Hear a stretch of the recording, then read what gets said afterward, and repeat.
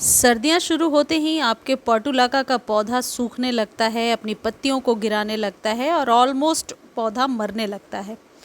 अपने पोर्टुलाका या मॉस रोज़ को अभी आप कैसे संभाल कर रखेंगे, किस तरीके से आने वाले सीज़न के लिए रेडी करेंगे, ये आज के वीडियो में मैं आपको बता रही हूँ।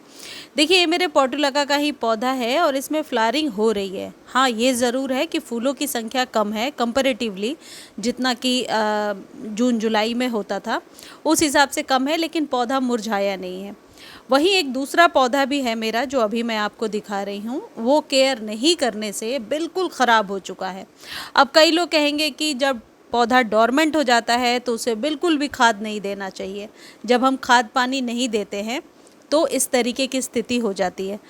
कौन सा खाद देना है और कौन सा खाद नहीं देना है, ये आपको वीडियो में मालूम चलेगा। देखिए, जो पोर्टुलाका है इसके फ्लावरिंग का समय फरवरी से लेकर के नवंबर तक रहता है।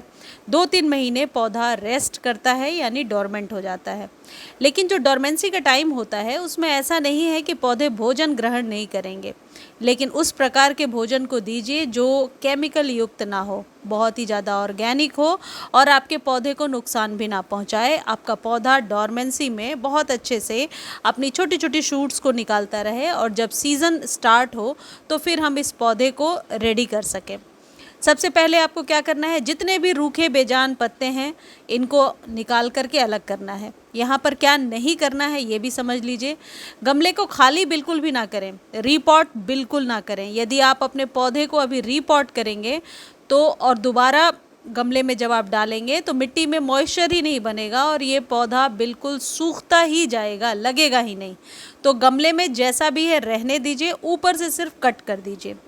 दूसरी इम्पॉर्टेंट चीज़ ये है कि मिट्टी को रिम के पास से चारों तरफ से खाली कीजिए और बीच में मिट्टी को जमा कीजिए। देखिए, जैसे मैं कर रही हूँ, साइड से रिम से मिट्टी को खाली करना एक अच्छा प्रोसेस होता है डोरमेंसी के पीरियड में जड़ों को ढक करके रखना।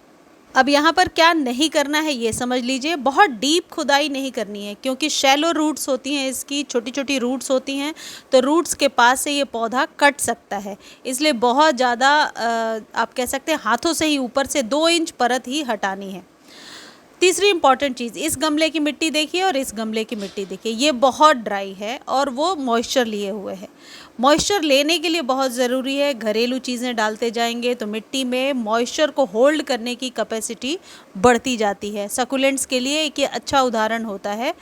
देखिए, जैसे ये जो है मैंने कटिंग लगाया है, ये नहीं लगेगा। ये सिर्फ एग्जाम्पल देकर मैं आपको दिखा रही हूँ कि कटिंग को लगाने की अभी कोशिश ना करें, लगेगा ही नहीं। और रीपॉट बिल्कुल भी ना करें, साइड से ऐसे रिम के पास से खाली करना है। जैसा मैंने बताया था, ये मेरा दूसरा पौधा है, ये केयर के बिना इस तरीके का हो गया है। आपको पता ही था, मैं थी नहीं, अपने होम टाउन चली गई थी। साइड साइड से बस रिम के पास से हटाना है। अब आपको क्या करना है, ये जो लिक्विड हम रेडी कर रहे हैं इसको हर एक सप्ताह अपने पौधे में डालना है डोरमेंसी पीरियड में। डोरमेंसी के टाइम में भी पौधे भोजन जरूर करते हैं तो ऑर्गेनिक खाद ज़रूर दीजिए। आजकल पालक वगैरह बहुत ज़्यादा सभी के घरों में मिलेगा।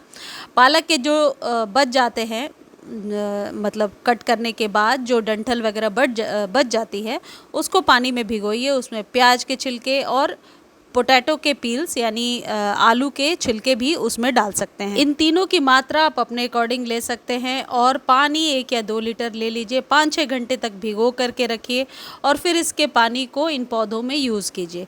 यानी कि ऑर्गेनिक तरीके से NPK भी मिल गया और आपके पौधे को कोई नुकसान भी नहीं हुआ। क्या चीज़ नहीं डालना है अभी, देखिए, पोर्टुलाका में अभी किसी भी प्रकार के हार्श केमिकल का आप इस्तेमाल नहीं करेंगे क्योंकि पौधा डोरमेंट है, तो अभी इसको उकसाने के लिए ऐसी कोई चीज़ नहीं डालेंगे। वीक में 1 या 2 बार यदि आप ऐसा कर लेते हैं तो आप देखेंगे पौधा स्वस्थ भी है और फरवरी के बाद आप अपने पौधे को वापस से रेडी कर सकते हैं। अब इसमें एक ज़रूरी चीज़ है, पानी ज़रूर दीजिए, डेली नहीं देना है, 3 से 4 दिनों में। पानी के अभाव में आपके पौधे की ये पत्तियाँ, ये जो स्टेम है, जो सकुलेंट्स होते हैं, इनके अंदर पानी होता है, आपको पता ही होगा। तो पानी के अभाव में क्या होता है, ये स्टेम सिकुड़ने लगती है, यानी कि पानी ये अपने अंदर के पानी से ही सर्वाइव करने लगता है। तो धूप और पानी दोनों चीज़ सकुलेंट्स के लिए बहुत ज़रूरी है, पोर्टुलाका के लिए बहुत ज़रूरी है।